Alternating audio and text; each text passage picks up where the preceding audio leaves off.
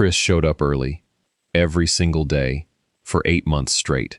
First one in, last one to leave. Never missed a deadline, never complained once. Then, review season came around. His manager looked across the table at him and said, "You're doing fine. Keep it up." Fine. Not a raise. Not a promotion.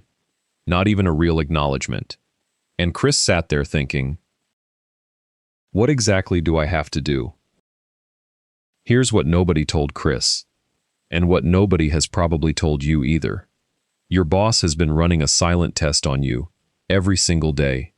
Not the test you think, not about your output, not about your hours, not about how hard you work. A completely different test. One that has nothing to do with your job description and everything to do with whether you ever move up, get noticed, or get out from under a manager who's quietly suffocating your career. And the worst part? Most people fail this test without ever knowing it was running. I need you to stay until the end of this video, because what I'm about to show you in the final section is the one move that changes everything. And I've seen it work, even in the most toxic environments imaginable.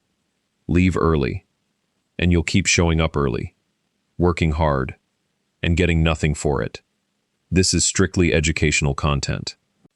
Everything in this video is backed by real workplace psychology research and real leadership experience.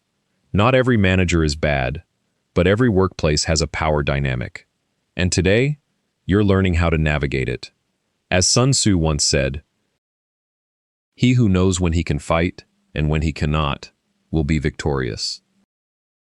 Knowing when and how to move inside your workplace, that's the game. And today, you're learning every rule of it. Now here's something most people get dangerously wrong. They think the solution to a bad boss is patience. Wrong. Patience without strategy is just slow damage. Research published in the Journal of Occupational Health Psychology found that employees who work under toxic managers for extended periods show measurable increases in anxiety, depression, and burnout, even when they report managing fine on the surface. The damage is happening, whether you feel it yet or not. And here's the part that should genuinely concern you. It doesn't stay at work. The confidence erosion follows you home. It bleeds into your relationships. It warps how you see your own ability. A 2022 Gallup workplace study found that managers account for at least 70% of the variance in employee engagement scores, meaning your manager's behavior is shaping how you feel about yourself professionally, more than almost any other factor at work. You didn't become less capable. You just absorbed someone else's dysfunction. And if you don't act on that soon, you'll start believing it's you. This is where it gets serious. The first thing you need to understand is that a toxic boss will never change on their own. Never. Research from the American Psychological Association confirms that destructive leadership patterns, micromanagement, emotional volatility, withholding recognition, are deeply ingrained behavioral tendencies. They don't self-correct. They escalate when unchallenged. So waiting for your manager to have a breakthrough moment, waiting for HR to notice, waiting for someone above them to finally step in, that's not a strategy. That's hoping. And hope is not a career plan. Here's what you do instead. You flip the script entirely. You stop letting your toxic boss be something happening to you. You start using them as something working for you. The first move is to use them as your anti-model. Every frustration you have with your manager, every moment they make you think, "I cannot believe this person is in charge." Write it down, not to vent, not to complain, to study, because every bad move they make is a free masterclass in exactly what not to do. If they micromanage, you're learning firsthand how micromanagement destroys team morale. If they take credit for your work, you're learning why transparent recognition builds loyalty. If they communicate terribly, you're learning why clarity is a leadership superpower. According to a Harvard Business Review study on leadership development, the managers who become the strongest leaders in their careers overwhelmingly cite a bad boss early on as a formative influence, not a good one. Your worst manager might be shaping your best leadership instincts. Let them. Here's what most people don't realize. The way you respond to a bad boss in real time is broadcasting a signal to every single person watching. And people are always watching. Your peers, your manager's manager, other department heads, people who will one day make decisions about your career. They're all clocking how you carry yourself when things get hard. Nathan, a director of organizational development with over 15 years of experience at major corporations, put it this way in a widely cited leadership journal. Composure under pressure is one of the rarest and most promotable qualities in any workplace. Most people give that away the moment their boss gets difficult. So here's the second move. Stop taking it personally. This is not a soft suggestion. This is a strategic decision. When your boss snaps at you, dismisses your idea, or undermines you in front of the team, their behavior is almost never actually about you. Research in workplace psychology consistently shows that toxic management behavior is driven by the manager's own stress load, insecurity, and unresolved pressure from above. Your boss's bad day became your bad meeting. That's it. The moment you truly internalize that their actions are not there and a verdict on your value, you stop reacting emotionally. And the moment you stop reacting emotionally, you become unreadable to them. And an unreadable employee is one a toxic boss cannot control. Try this before your next difficult meeting. Sit down and mentally script out every scenario that could go wrong, every rude comment, every unreasonable demand, every unfair reaction. Picture it in full detail, because when it actually happens, and it will, you won't be surprised. You'll be prepared. And prepared people don't flinch. According to sports psychology research from Stanford University, mental rehearsal activates the same neural pathways as actual experience. Meaning, your brain genuinely processes a pre-visualized scenario as partial preparation for the real event. You can practice staying calm before you ever have to prove it. Now, here's where things shift.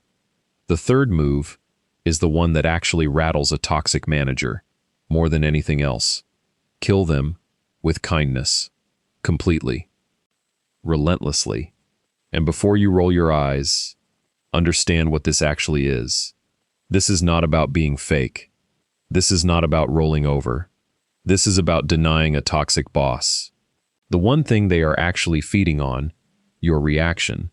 Research from the University of California on workplace conflict found that employees who respond to aggressive manager behavior with composed, professionally positive language consistently report higher feelings of personal control, while simultaneously reporting that the aggressive behavior from their manager decreases over time.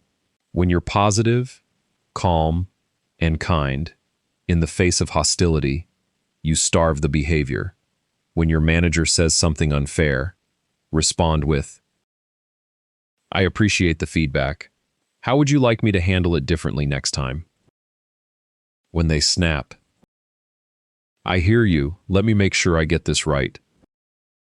When they dismiss your work, "Understood. What specifically would make this stronger for you?" Every one of those responses keeps control on your side.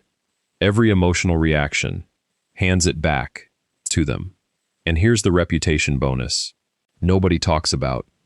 Every colleague watching you stay composed while your boss loses it, they're making a mental note. They're thinking, this person is going places. Because grace under fire is the clearest signal of a future leader. You're not just protecting your mental health, you're building your brand. Now, Let's talk about something deeper, something most people never act on until it's too late. The hidden cost of staying too long. A study published in the Journal of Vocational Behavior found that professionals who remain in toxic work environments beyond 18 months begin to unconsciously adopt the behavioral norms of that environment, including the dysfunctional ones. You absorb your boss's habits without realizing it, their communication shortcuts, their blame-shifting instincts, their avoidance patterns, their political maneuvering, all of it seeps in organically because it becomes the baseline for what normal looks like in your daily environment. And by the time someone points it out, and they will, those habits are already wired in. This is why using a toxic boss as motivation to move is not weakness, it's clarity. Not every situation allows you to quit tomorrow, but every situation allows you to decide right now that this is temporary, that you are actively building towards something else, that this manager is a chapter, not the whole book.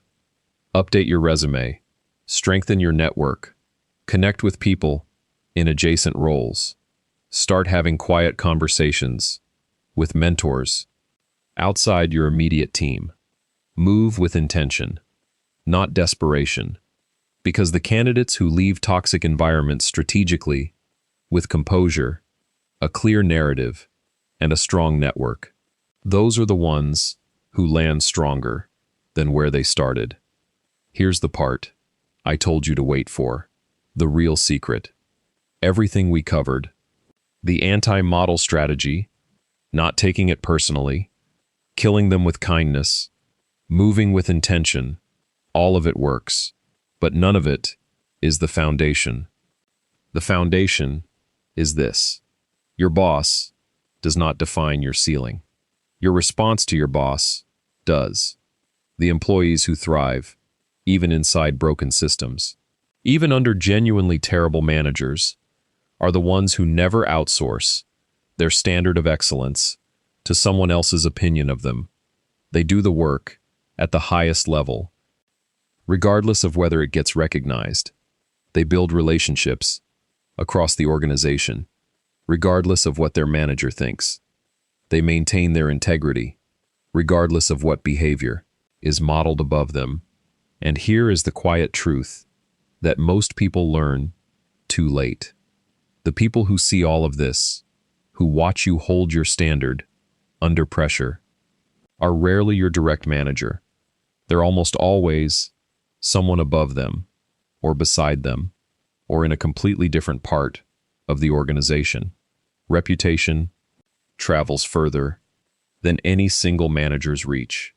Your toxic boss has a ceiling too, and it's almost certainly lower than yours. As Benjamin Franklin once said, "Energy and persistence conquer all things." Bring your energy every day. Persist with intention. Let them watch.